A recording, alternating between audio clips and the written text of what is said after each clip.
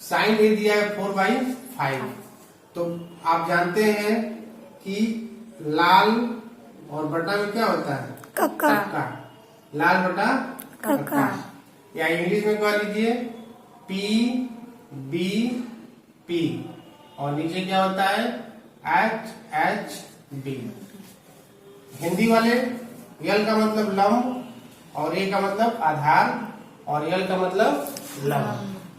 के का मतलब कर्ण, इसके का मतलब कर्ण और ए का मतलब क्या हो गया? आधार।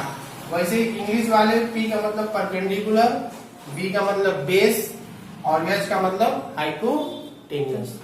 तो साइन ए क्या होता है? साइन ए इक्वल टू हो जाता है ए लंब बटा में कर्ण, यानी कि लंब और नीचे क्या हो जाएगा? कर्ण। और इसकी वैल्यू हमको दिया हुआ है 4/5, यानी कि कर्ण का वैल्यू, लंब का वैल्यू क्या हो गया? 4 और कर्ण की वैल्यू क्या हो गई? 5। अब देखिए इन दोनों वैल्यू से हम क्या बच गया है? आधार। आधार हम निकाल सकते हैं। कौन सा फार्मूला लगाएंगे? पाइथागोरस प्रमेय। कर्ण का स्क्वायर बराबर क्या होता है? लंब का स्क्वायर और प्लस आधार का स्क्वायर। ठीक है।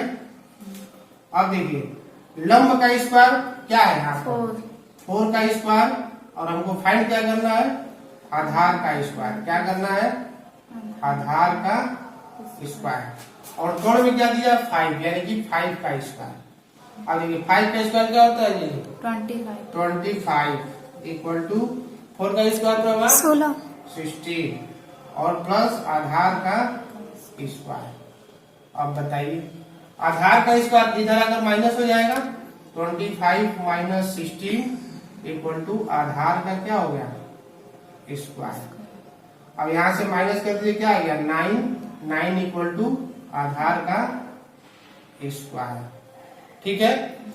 तो आधार क्या हो जाएगा? 9 का रूट ले लेंगे, कितना आएगा? 3। यहाँ लिखे। ठीक है। तो अब हमारा क्या हो गया? आधार क्या आ गया? आधार क्या आ गया? 3 आ गया। आधार आ गया 3। अब देखिए तीनों चीज हमको पता चल गया। लंब पता चल गया, आधार पता चल गया, लंब 4, कर्ण 5, आधार 3। तो बाकी सब लिख सकते हैं कि नहीं? लिख सकते हैं ना।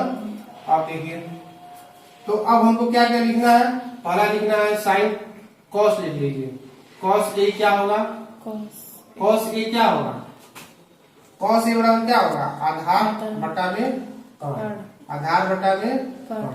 आधार हो गया 3 और कर्ण कितना है? 5। अब देखिए अगला क्या होगा? 10। क्या होगा? 10। तो 10 क्या होता है? लंब बटा में आधार। तो लंब क्या है? लंब है 4 और आधार क्या है? 3। हो गया जी सर। अब देखिए साइन का उल्टा क्या होता है? कॉसेक। साइन का उल्टा क्या होता है? कॉसेक। तो कॉसेक क्या हो जाएगा? बस साइन को पलट दीजिए 5/4। 5/4। अब देखिए सेक क्या होता है? सेक होता है कॉस का उल्टा। कॉस का उल्टा तो सेक क्या हो जाएगा? 5/3।